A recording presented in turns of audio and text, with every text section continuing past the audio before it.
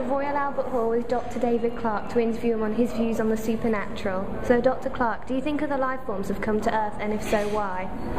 I do think there are other life forms out there in the universe and other solar systems, but I think what they're likely to be are sort of microbes and sort of small organisms rather than actual intelligent life. So we need intelligent life for them to be able to build spaceships to come and visit us. So I don't think there's any proof that intelligent life has visited us, but I do think there's every chance that out there somewhere, it's a huge, vast universe, that there's likely to be life of some kind. Do you think that they are in front or behind of us? It's a very good question. Well, so far, the only creatures, intelligent creatures that we know exist in the universe are human beings. And although lots of people have believed over the centuries, that there are beings that are more intelligent than us, there's really no real evidence for that, other than just stories that people have told about having met aliens. And we know that people can imagine all kinds of things. I mean, like people who write Doctor Who episodes, for instance, sort of what we imagine aliens look like. That's often what people who've met aliens say they look like. So it does seem that our imaginations sort of come into play. But there's no real evidence that any real aliens have come here. There's been no one's ever found a piece of metal, for instance, that you could say that definitely came from outer space, other than meteorites that have fallen. So that's my answer to that one. Do you think sci-fi films such as The X-Files have an influence on people seeing UFOs? Yeah, most definitely, yes. If you look back through the records, and the British government used to have a UFO unit where they used to log all the calls that they received when people saw things in the sky, and they used to keep like a record every year of the number of sightings and letters that they'd had. And if you compare the numbers against the when for instance there was a film like The X-Files or E.T. or something like that, there's always a big spike in the numbers. So it's like people read things or see things in films, and then they report seeing things in the sky.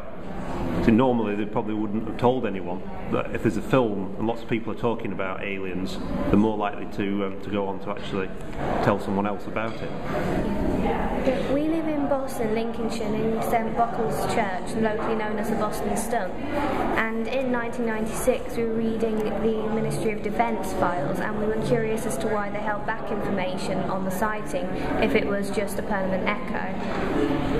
Well, at the time it was said that that there was some kind of secret thing going on, but they have actually released all the information about that sighting now. And what happened was people saw something in the sky. It was policemen actually. They saw a light in the sky, and they got the camcorder out and filmed this thing, and they wanted to know what it was, so they rang the RAF. And the RAF looked at their radar screens, and at the same time the police were seeing this light, they could see something on the screens, so they got all excited about it, called the Coast Guard, and there was lots of people running around. But it wasn't until a few days later when they recorded what had been seen, and they showed it to someone who was experienced, who really knew a lot about radar, and straight away they said the thing on radar is there all the time. It's the church that causes the echo, because radars send out like a wave of energy, and if they hit something solid, it creates a little blip on the screen. So the Boston Stump, St Barthol's Church, that always creates a little dot, but the person who knew that wasn't on duty that night. He was off on holiday or something, so the person looking at the screen, when they had the phone call from the police, they thought, that must be the UFO. So that's what created the story. So it wasn't until they looked again and they took expert advice that they realised that the two things weren't really connected. So it's a bit sad really, that one, in that it doesn't appear to have been a UFO. And unfortunately also the thing the police officers saw, if you go on the internet you can actually see the actual movie film, and it's just a white light in the sky, and it's there for 2-3 hours, it doesn't move. Now think yourself, if you go outside at night and you see a light in the sky that's there for 2 or 3 hours, what's it going to be? A star.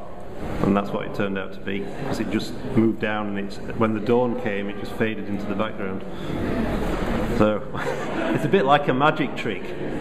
You know, when you show somebody a magic trick, so they think it's really impressive, but then when you explain how it's done, you break it into its parts, it sort of like kills the magic, doesn't it? So it's probably best just imagining that it was a UFO and not the Boston stump after all.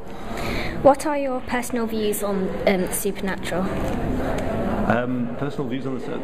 When you say supernatural, you mean ghosts and Extraterrestrials. Yeah.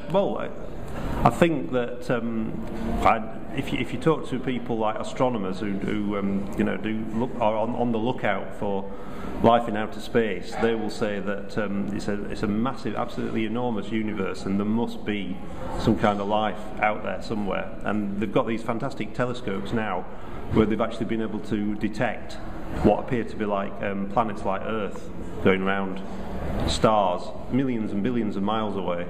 So, if life evolved here, there's every chance that somewhere out there, there might be similar conditions that have created life elsewhere in the universe. But the big question is it intelligent life, and have those creatures decided to come and visit us? And that's the answer that no one really knows the answer to at the moment. That's the question that nobody knows the answer to.